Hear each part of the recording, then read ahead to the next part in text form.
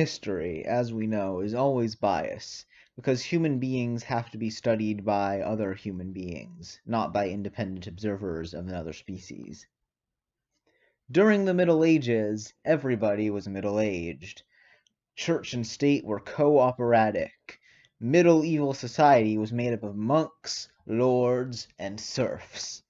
It is unfortunate that we do not have a medieval European laid out on a table before us, ready for dissection. After a revival of infantile commerce slowly creeped into Europe, merchants appeared. Some were sitters and some were drifters. They roamed from town to town exposing themselves and organized big ferries in the countryside. Medieval people were violent. Murder during this period was nothing.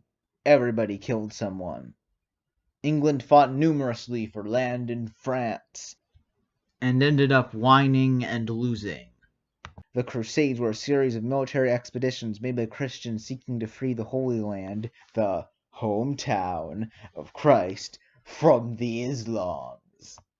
In the 1400s, most Englishmen were perpendicular. A class of Yowls arose. Finally, Europe caught the Black Death. The bubonic plague is a social disease in the sense that it can be transmitted by intercourse and other etceteras. It was spread from port to port by infected rats. Victims of the Black Death grew boobs on their necks. The plague also helped the emergence of the English language as the national language of England, France, and Italy. The Middle Ages slumpered to a halt. The Renaissance bolted in from the blue.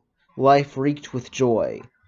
Italy became more robust, and more individuals felt the value of their human being. Italy, of course, was much closer to the rest of the world, thanks to Northern Europe.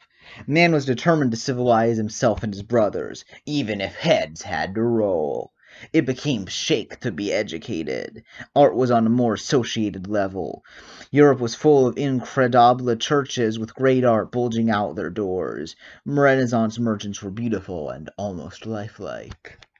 The Reformation happened when German nobles resented the idea that tithes were going to papal France or the Pope, thus enriching Catholic coiffers. Traditions had become oppressive, so they too were crushed in the wake of man's quest for resurrection above the not just social beast he had become.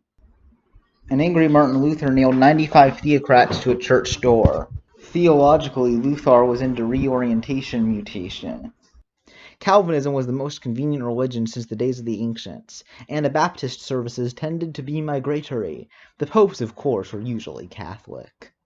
Monks went right on seeing themselves as worms. The last Jesuit priest died in the 19th century. After the Reformation were wars both foreign and infernal. If the Spanish could gain the Netherlands, they would have a stronghold throughout northern Europe, which would include their possessions in Italy, Burgundy, Central Europe, and India, thus surrounding France. The German emperor's lower passage was blocked by the French for years and years. Louis XIV became king of the sun. He gave the people food and artillery. If he didn't like someone, he sent them to the gallows to row for the rest of their lives. Vauban was the royal minister of flirtation. In Russia, the 17th century was known as the time of the bounding of the serfs. Russian nobles wore clothes only to humor Peter the Great. Peter filled his government with accidental people and built a new capital near the European border. Orthodox priests became government antennae. The Enlightenment was a reasonable time.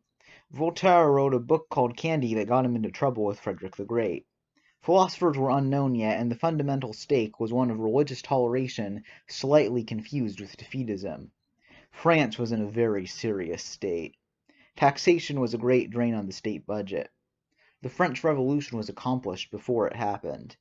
The Revolution evolved through monarchical, republican, and Tolerian phases until it catapulted into Napoleon. Napoleon was ill with bladder problems and was very tense and unrestrained. History, a record of things left behind by past generations, started in 1815.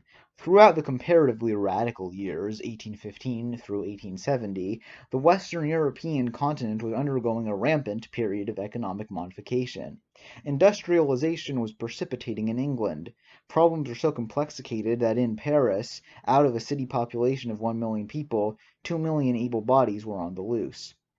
Great Britain, The USA and other European countries had democratic leanings. The middle class was tired and needed a rest. The old order could see the lid holding down new ideas beginning to shake. Among the goals of the Chartists were universal suffrage and an anal parliament. Voting was done by ballot. A new time zone of national unification roared over the horizon. Founder of the new Italy was Cavour, an intelligent sardine from the north. Nationalism aided Italy because nationalism is the growth of an army. We can see that nationalism succeeded for Italy because of France's big army. Napoleon III through IV mounted the French throne. One thinks of Napoleon III as a live extension of the late but great Napoleon. Here too was the new Germany. Loud, bold, vulgar, and full of reality. Culture fomented from Europe's tip to its top. Richard Strauss, who was violent but methodical like his wife made him, plunged into vicious and perverse plays, dramatized adventures in seduction and abortion. Music reeked with reality.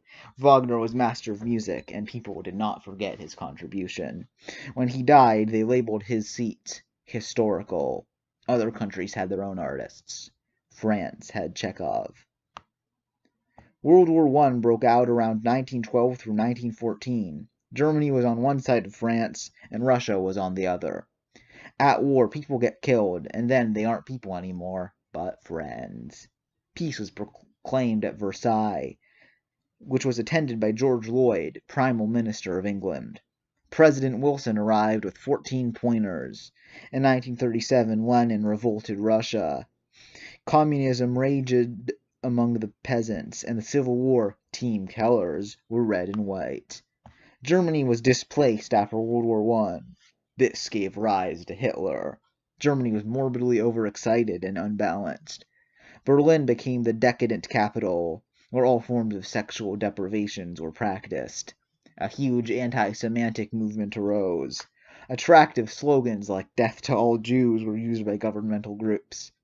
Hitler remilitarized the Rhineland over a skirmish between Germany and France. The appeasers were blinded by the great dread of the Soviets. Mussolini rested his foundations on 8 million bayonets and invaded Haile Selassie. Germany invaded Poland, France invaded Belgium, and Russia invaded everybody. War screeched to an end when a nuclear explosion was dropped on Hiroshima. A whole generation had been wiped out in 2 world wars, and their forlorn families were left to pick up the pieces. According to Fromm, individuation began historically in medieval times. This was a period of small childhood. There is increasing experience as adolescence experiences life development. The last stage is us.